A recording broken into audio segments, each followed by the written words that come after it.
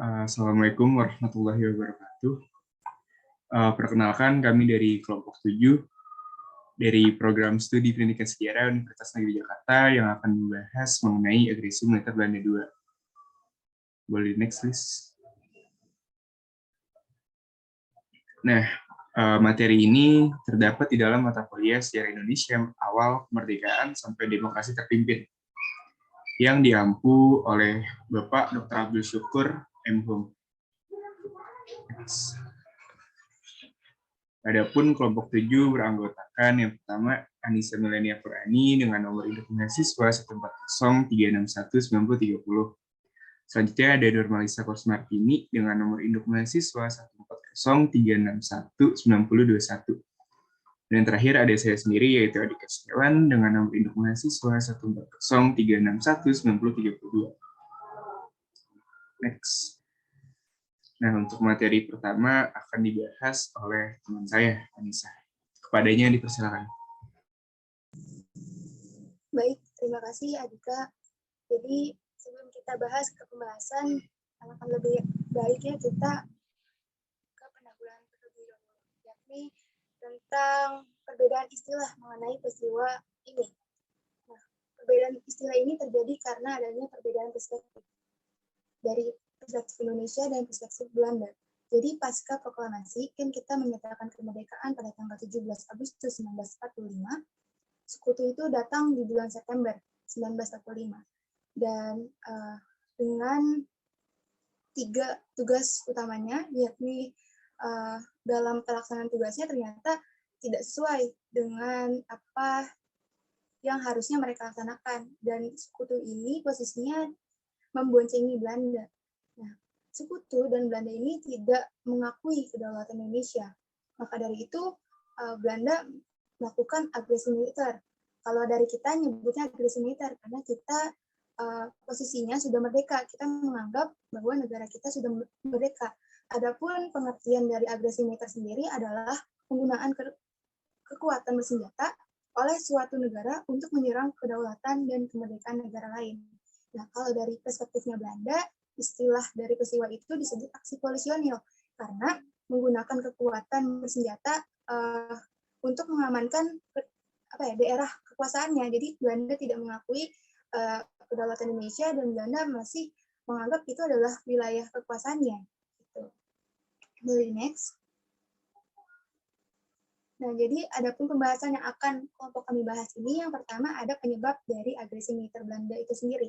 Lalu jalannya agresi militer Belanda yang kedua, dan akhir agresi militer Belanda yang kedua. Boleh next.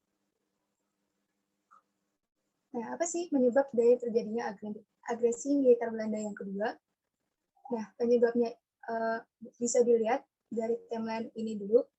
Jadi, penyebabnya itu adalah keduanya tidak menyetujui keduanya tidak sepakat sebenarnya sama perjanjian Nanfield. Jadi perjanjian Nanfield ini ditandatangani di tanggal 17 Januari 1948. Lalu ini merupakan rangkaian peristiwa yang nantinya akan dibahas seiring dengan pembahasan tersebut. Pembahasan yang akan saya bahas. Boleh next. Nah, seperti yang tadi saya jelaskan, jadi agresi militer Belanda II ini terjadi akibat kedua belah pihak ini saling mengklaim bahwa salah satu pihaknya itu mengkhianati atau melanggar perjanjian Nanfield yang tadi ditandatangani pada tanggal 17 Januari 1948. Nah, hal inilah yang membuat Belanda kembali melancarkan agresi militer Belanda yang kedua di tanggal 19 Desember 1948. Nah, jadi pasca perjanjian Nanfield,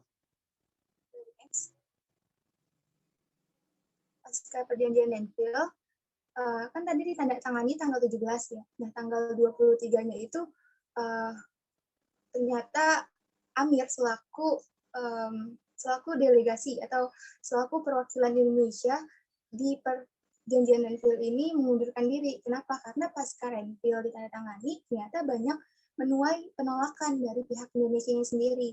Nah, penolakannya ini seperti yang diajukan oleh Mas Yumi, yang berpendapat bahwa Amir ini menerima begitu saja ultimatum Belanda atas dasar penjajahan Enfield. Begitupun TNI nih, TNI juga setuju dengan Masyumi kalau Amir menerima gitu aja. Dan TNI ini menolak persetujuan Enfield karena dirasa ini tidak menjamin keberlanjutan kedaulatan Republik Indonesia gitu. Akhirnya PNI meminta agar Amir itu mengembalikan mandatnya kepada Presiden. Nah, di tanggal 23 Januari lah si Amir mengembalikan mandatnya ke Presiden, dan Presiden menunjuk Hatta untuk membuat kabinet baru yang dinamakan Kabinet Hatta. Dengan ini Hatta juga berkedudukan menjadi dua ya. Pertama, wakil negara Indonesia, lalu yang kedua itu sebagai Perdana Menteri. Boleh di next? Nah, kenapa sih perjanjian Enfield ini mengalami banyak penolakan ya dari pihak Indonesia? Gitu? Karena perjanjian Enfield ini merugikan.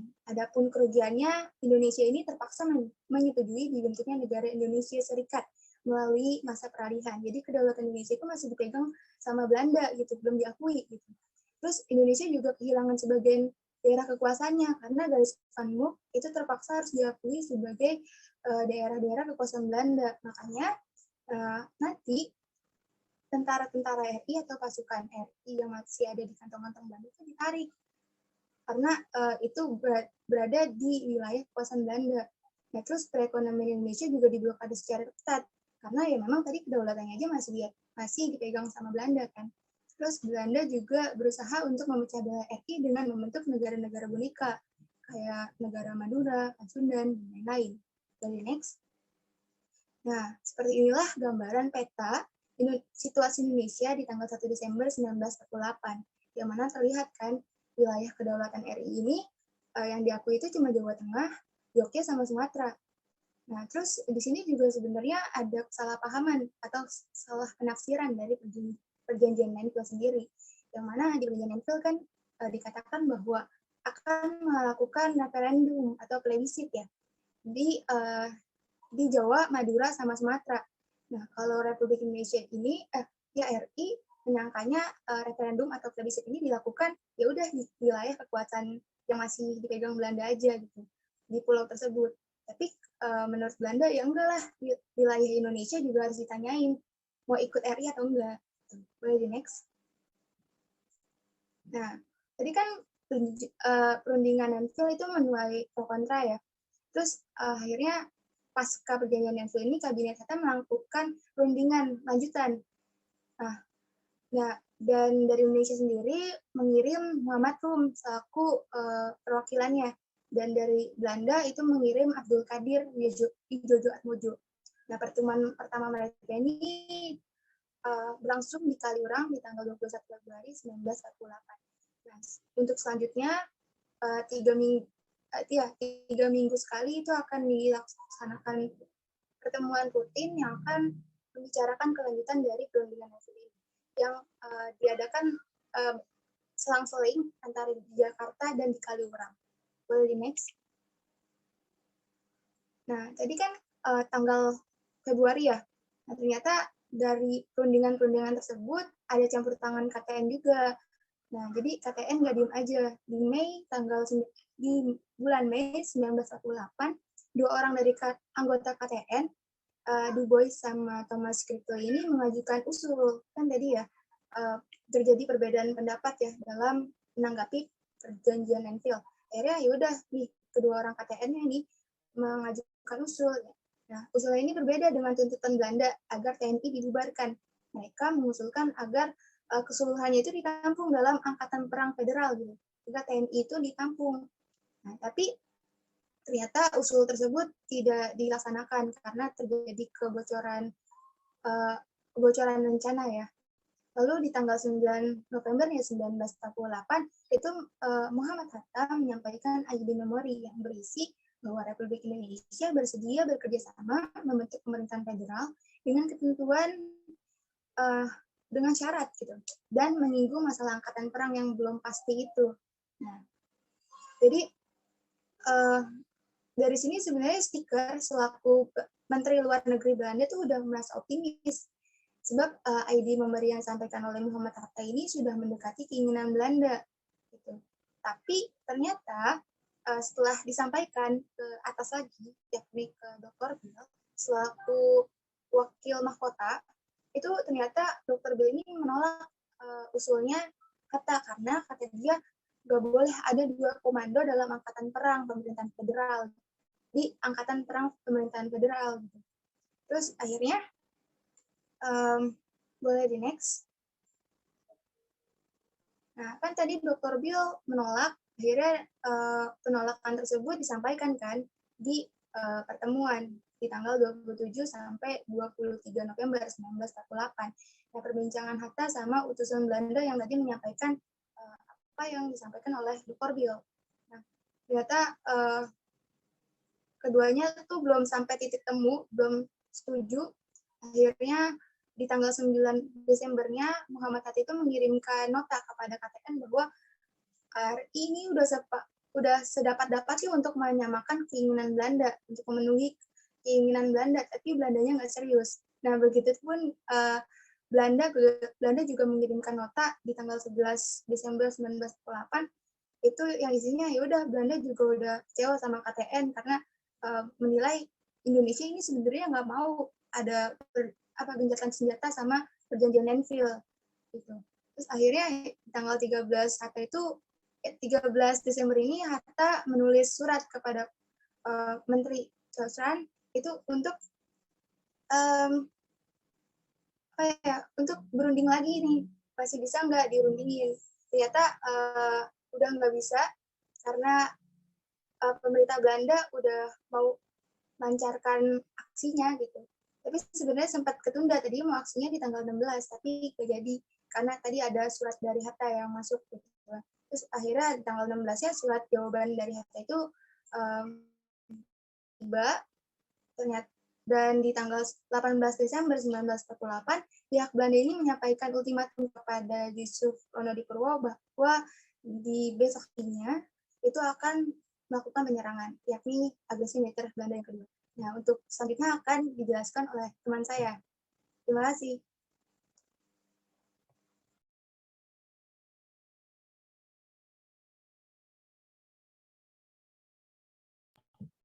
Oke, selanjutnya itu ada mengenai jalannya perang. Tapi sebelum kita membahas mengenai perangnya, maka terlebih dahulu perlu dibahas mengenai konsep pertahanan. Nah, jadi pasca perjanjian Renville, Belanda itu terus mengepung wilayah Republik Indonesia, baik secara politik, ekonomi, maupun militer. Selain itu, Belanda juga melakukan banyak pemindahan pasukan ke dekat garis demokrasi. Nah, apa yang dilakukan Belanda ini kemudian dipandang oleh Angkatan Perang Indonesia sebagai sesuatu yang mencurigakan, bahwa kayaknya Belanda bakal mengadakan agresi militer kedua deh terhadap Indonesia. Nah, berangkat dari kecurigaan itu, nantinya Angkatan Perang RI kemudian segera menyusun konsep pertahanan rakyat semesta yang diartikan sebagai pelaksanaan perang oleh seluruh rakyat Indonesia dengan Angkatan Perang sebagai intinya. Selanjutnya, untuk lebih jelasnya mengenai konsep pertahanan rakyat semesta ini, dikeluarkanlah Perintah Siasat nomor 1 pada bulan Oktober 1948, yang isinya pertama, tidak akan melakukan pertahanan linier, terus yang kedua, memperlambat kemajuan dan serbuan musuh, yang ketiga, membentuk kantung-kantung di tiap under distrik atau kecamatan, dan yang keempat, pasukan ditugaskan untuk berwingate ke daerah musuh. Berwingate ini maksudnya adalah menyusup, jadi pasukan yang semula berdiam di Jawa bagian barat, itu harus melakukan hijrah ke Jawa Tengah, karena kan Jawa Barat udah menjadi milik Belanda.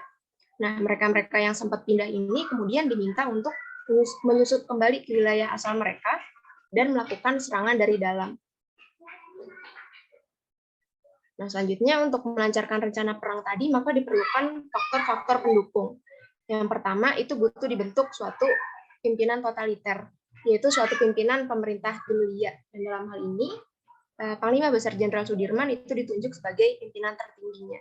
Terus yang kedua, itu perlu dilakukan politik non-kooperasi dan non-kontak. Jadi semua aparat pemerintah Indonesia kemudian dilarang untuk melakukan atau bahkan menjalin hubungan lain dengan pihak musuh, dalam hal ini Belanda. Terus yang ketiga, dilakukan organisasi tugas TNI. Jadi nantinya TNI itu bakal dibagi ke dalam 3 pasukan yang masing-masing punya tugasnya sendiri-sendiri, yaitu ada pasukan mobil yang bertugas untuk pertempuran 1 lawan 1, terus ada pasukan teritorial yang bertugas untuk menjaga wilayah tertentu, dan ada pasukan Wingate yang tugasnya adalah untuk menyusup ke wilayah kekuasaan Belanda.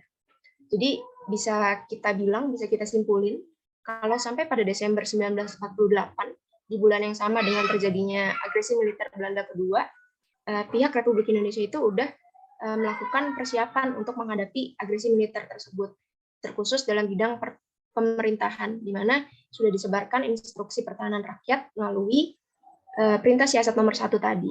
Jadi pihak RI itu dalam menghadapi agresi militer Belanda nggak kosong-kosong banget gitu, sampai nggak ada persiapan sama sekali. Selanjutnya kita masuk ke perang gerilya. Jadi pada 19 Desember 1948, Belanda itu akhirnya secara resmi di bawah pimpinan Letnan Jenderal Simon Spoor itu melakukan agresi militer Belanda yang kedua. Agresi juga dibuka dengan serangan ke lapangan terbang Maguwo yang sekarang itu dinamakan sebagai Bandara Adi Sucipto. Tapi kenapa sih yang diincar itu lapangan terbang Maguwo? Jadi hal itu disebabkan karena lapangan terbang tersebut itu selalu dipakai oleh pemerintah Republik Indonesia untuk menembus blokade Belanda. Jadi kayak kegiatan ekonomi Indonesia, terus juga hubungan politik luar negeri Indonesia, masuknya suplai obat-obatan dan persenjataan, semua dilakukan melalui lapangan terbang Maguwo tersebut.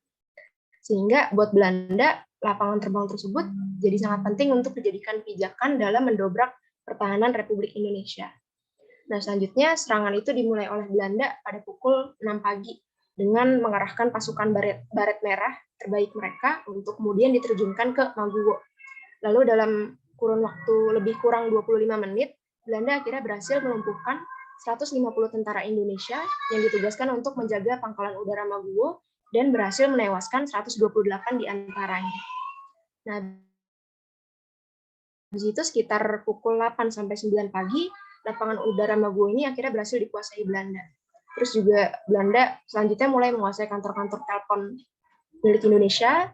Habis itu selain itu juga Belanda berhasil merebut gedung-gedung radio milik Indonesia. Ya, contohnya adalah Radio Republik Indonesia yang direbut oleh Belanda. Sampai pada pukul 4.30 sore, seluruh kota Yogyakarta kemudian jatuh ke tangan. Jadi sampai pada pukul 4.30 sore, seluruh kota Yogyakarta itu kemudian jatuh ke tangan Belanda. Terus juga presiden, wakil presiden, serta sejumlah petinggi negara kayak Sultan Syahrir itu ditawan oleh Belanda untuk kemudian nantinya diasingkan ke luar Jawa. Nah, ini ada foto dari Letnan Jenderal Simon Spoor yang menjadi jenderal yang memimpin agresi militer Belanda kedua dari pihak Belanda. Terus ini juga ada foto proses penawanan presiden, wakil presiden, dan petinggi-petinggi negara Indonesia yang dilakukan oleh Belanda. Nah, selanjutnya masih di hari yang sama, 19 Desember 1948, saat Belanda itu masih berusaha untuk menembus pusat kota Yogyakarta, itu sempat diadakan yang namanya sidang kabinet darurat yang dipimpin oleh Muhammad Hatta. Dan objektif dari sidang kabinet ini adalah untuk membahas langkah-langkah yang harus dilakukan dalam menghadapi serangan Belanda. Nah, beberapa keputusan yang dihasilkan dari sidang kabinet darurat ini adalah yang pertama, Soekarno-Hatta itu memutuskan diri untuk bertahan di ibu kota negara. Kenapa Soekarno dan Hatta milih buat stay di Jogja aja, nggak pindah ke Sumatera yang pada saat itu mungkin dirasa lebih aman, karena Soekarno dan Hatta pada saat itu masih mengharapkan terjadinya diplomasi. Jadi semua ini bisa diselesaikan secara jalur diplomasi, karena wakil-wakil dari KTN juga masih banyak yang di Jogja. Maka dari itu, Soekarno dan Hatta memutuskan untuk nggak berangkat ke Sumatera. Habis itu keputusan yang kedua adalah untuk memerintahkan Panglima Besar Jenderal Sudirman untuk terus melakukan perlawanan dengan siasat perang gerilya. Terus yang ketiga, putusan selanjutnya ini adalah putusan yang bisa dibilang sangat penting, yaitu putusan untuk mengalihkan kekuasaan RI kepada Pemerintah Darurat Republik Indonesia atau PDRI di Sumatera, yang nantinya bakal dipimpin oleh Syafruddin Prawiranegara. Nah, akhirnya atas dasar itulah kemudian PDRI ini akhirnya resmi terbentuk pada 22 Desember 1948 di Halaban setelah Yogyakarta itu diketahui telah jatuh ke tangan Belanda dan presiden beserta wakilnya ditawan oleh Belanda. Di situ Syafruddin akhirnya ditetapkan sebagai ketuanya, sedangkan TM Hasan itu sebagai wakil ketua. Jadi bisa disimpulin kalau sebenarnya tujuan dari pembentukan PDRI ini lebih kepada biar di Republik Indonesia itu nggak terjadi kekosongan kekuasaan. Karena kan pada saat itu posisinya Soekarno dan Hatta juga udah ditahan oleh Belanda. Nah, terus apa sih peranan dari PDRI ini? Yang pertama, PDRI itu berperan sebagai mandataris kekuasaan RI dan pemerintah pusat menggantikan Yogyakarta. Terus yang kedua, sebagai simbol nasional dan faktor pemersatu pasukan gerilya. Kenapa sebagai simbol nasional? Karena pada saat itu semenjak Soekarno dan Hatta ditawan oleh Belanda, maka PDRI ini merupakan satu-satunya kekuasaan yang sah diakui oleh para kaum Republikan pada saat itu. Nah, selanjutnya, selepas mendengar kabar mengenai serangan Belanda, Panglima Besar Jenderal Sudirman itu langsung menyiarkan perintah kilat melalui radio untuk melakukan perang rakyat semesta yang sebelumnya sudah direncanakan. Jadi masing-masing pasukan itu mulai menjalankan tugas-tugasnya, termasuk mereka yang ditugaskan untuk melaksanakan Wingate atau misi menyusup tadi. Kemudian TNI juga mulai melakukan pukulan kepada Belanda dengan cara merusak jalur-jalur komunikasi Belanda, kayak mutusin kawat-kawat telepon, terus juga jalur-jalur kereta api banyak yang dirusak, serta melakukan penghadangan dan penyerangan terhadap konvoi-konvoi yang dilakukan oleh Belanda. Nah, nantinya karena komunikasi Belanda ini diputus, maka Belanda terpaksa untuk memperbanyak pos-pos di sepanjang jalan yang menghubungkan kota-kota yang udah mereka duduki, sehingga otomatis kekuatan Belanda pun jadi terbagi-bagi menjadi kekuatan yang lebih kecil, dan hal tersebut tentunya bakal semakin mempermudah pihak RI untuk melakukan penyerangan terhadap Belanda. Nah, habis itu pada 22 Desember 1948, Kolonel Nasution mengumumkan berdirinya pemerintah militer di Jawa. Nah, apa sih artinya pendirian pemerintah militer di Jawa ini? Jadi pemberlakuan pemerintah militer itu berarti lebih memfungsikan dan mengefektifkan struktur organisasi militer yang sudah dibentuk sejak tanggal 28 Oktober 1948 berdasarkan pada surat keputusan Menteri Pertahanan nomor A/582/48, di mana SK tersebut itu berisi bahwa Markas Besar Komando Jawa atau MBKD dengan panglimanya Kolonel Abdul Haris Nasution itu membawahi 4 divisi dengan 3 daerah militer istimewa, dan masing-masing panglima divisi nantinya bakal merangkap sebagai gubernur militer kecuali divisi 4 Siliwangi. Nah, berikut adalah 4 divisi yang dibawahi oleh Markas Besar Komando Jawa atau MBKD. Ada divisi 1 membawahi Jawa Timur di bawah pimpinan Kolonel Sungkono, terus juga ada divisi 2 membawahi Jawa Tengah bagian timur dipimpin oleh Kolonel Gatot Subroto, ada divisi 3 membawahi Jawa Tengah bagian barat dipimpin oleh Kolonel Bambang Sugeng, dan yang terakhir ada divisi Siliwangi di bawah pimpinan pejabat Panglima Letnan Kolonel Dan Yahya. Nah, kemudian nantinya Kolonel Bambang Sugeng dari divisi 3 itu mengeluarkan sebuah perintah sebagai Panglima Divisi 3 nomor 1/HD/1948 pada tanggal 26 Desember 1948 tentang pembentukan daerah gerilya atau wilayah pertahanan yang disebut dengan Wehrkreis atau yang disingkat dengan WK. Nah, tujuan pembentukan WK ini adalah untuk memudahkan koordinasi dalam melakukan gerilya. WK ini bakalan dibagi menjadi 3, yaitu ada WK1 yang dipimpin oleh Letnan Kolonel M. Bahrun untuk menjaga Karesidenan Pekalongan, Banyumas, dan Wonosobo. Terus juga ada WK2 dipimpin oleh Letnan Kolonel Sarbini untuk menjaga Kedu dan Kendal. Dan yang ketiga ada WK3 dipimpin oleh Letnan Kolonel Soeharto yang menjaga wilayah Yogyakarta, di mana WK3 ini kedepannya bakal banyak berkontribusi di dalam serangan umum 1 Maret. Karena kan base-nya juga di Yogyakarta. Nah, selanjutnya Soeharto yang memimpin WK3 kemudian berencana untuk melakukan upaya untuk menekan Belanda dan mengganggu posisi Belanda dengan serangan-serangan balasan terhadap pos-pos Belanda.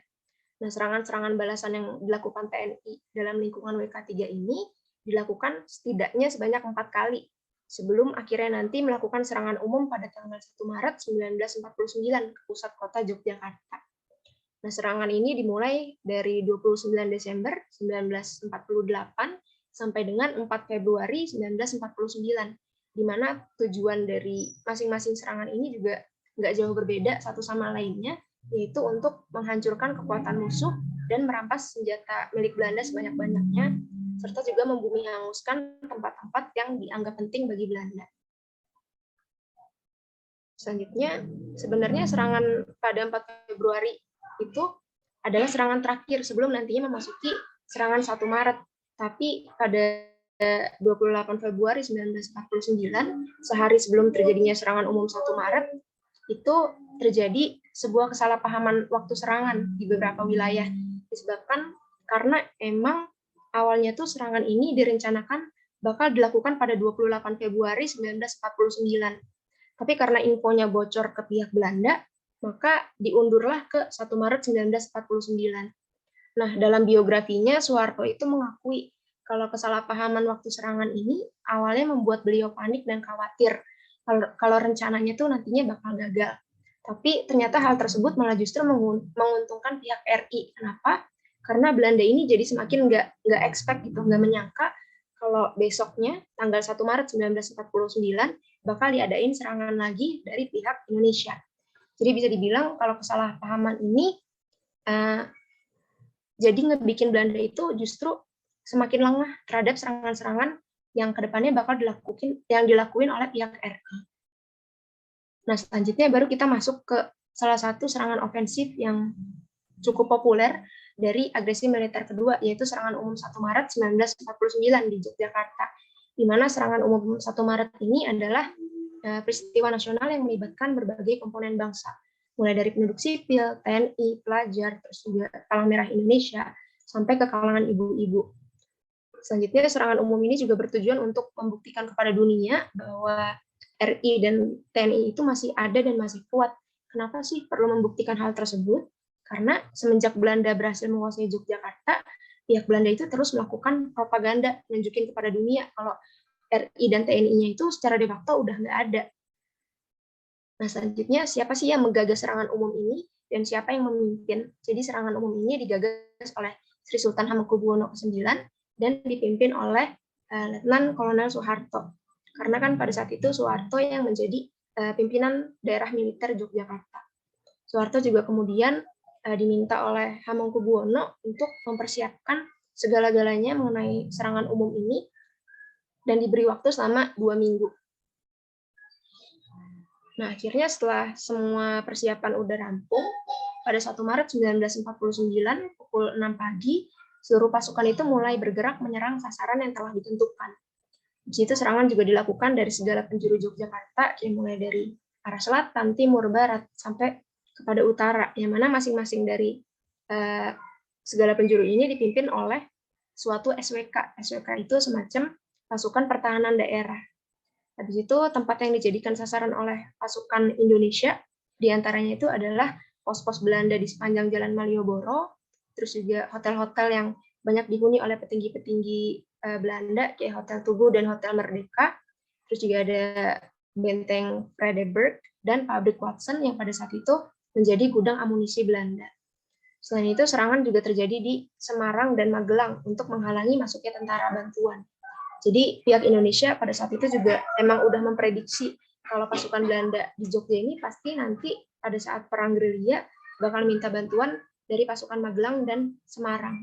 Makanya kemudian banyak pasukan yang dikerahkan untuk mengikat maupun menghalang-halangi pasukan Belanda, baik yang ada di luar Yogyakarta kayak di Magelang dan Semarang, maupun di lingkup wilayah Jogja itu sendiri.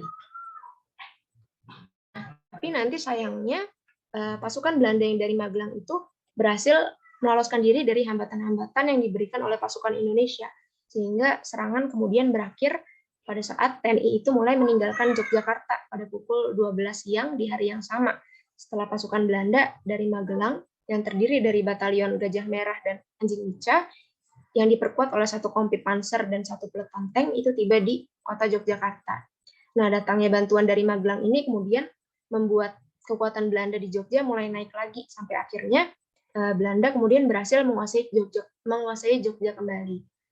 Nah, habis itu apakah dengan jatuhnya kembali Jogja ke tangan Belanda itu menandakan kalau pasukan RI telah gagal melakukan serangan umum? Jawabannya itu enggak, malah justru pasukan RI ini dianggap telah sukses dalam melaksanakan rencananya. Karena dari awal pun Soeharto itu sudah menyampaikan kalau tujuan mereka melakukan serangan umum ini bukan untuk menduduki apalagi mempertahankan Jogja, melainkan lebih kepada tujuan politik, yaitu biar dunia tahu kalau pihak RI masih bisa melakukan perlawanan terhadap Belanda. Jadi bisa dibilang pendudukan Jogja selama 6 jam oleh pasukan RI itu sudah lebih dari cukup, sangat lebih dari cukup. Ya, mungkin dari saya cukup sekian, selanjutnya bakal diteruskan oleh Adika. Terima kasih. Oke, untuk materi selanjutnya yaitu akhir agresi militer Belanda II. Next.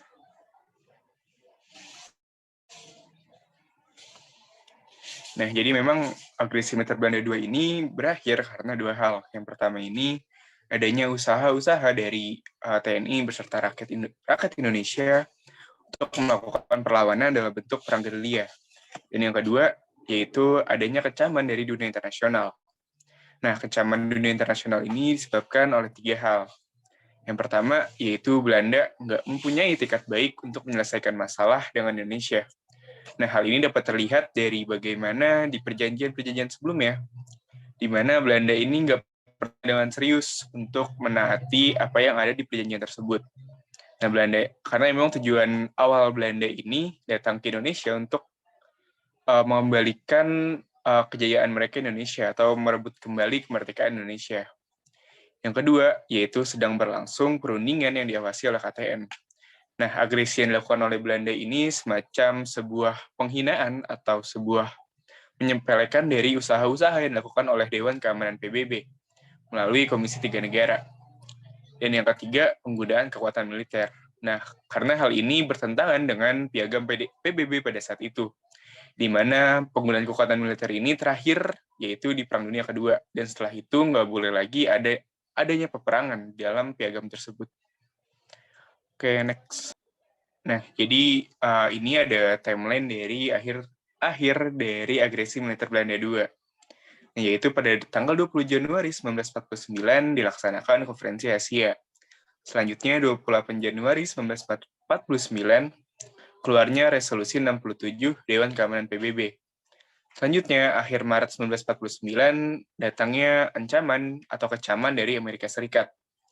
Lalu, pada 14 April 1949, dilaksanakan Perjanjian Romeroyen. Dan terakhir, 23 Agustus sampai 2 November 1949, dilaksanakan Konferensi Meja Bundar. Nah, untuk penjelasan timeline ini akan dijelaskan di slide-slide berikutnya. Oke, next. Nah, yang pertama ini kecaman datang dari negara sesama benua Asia. Nah, kecaman ini pertamanya itu atas inisiasi dari PM India saat itu, yaitu Jawaharlal Nehru. Nah, dia ini mengadakan Konferensi Asia pada 20 Januari 1949, yang berhasil dihadiri oleh 19 negara. Nah, Konferensi Asia ini bertujuan untuk memberikan dukungan moral kepada bangsa Indonesia, yang menganjurkan anggota konferensi untuk berkonsultasi menemukan cara penyelesaian konflik antara Indonesia dan Belanda. Next. Nah, lalu Konferensi Asia ini menghasilkan 3 butir resolusi yang disampaikan kepada Dewan Keamanan PBB.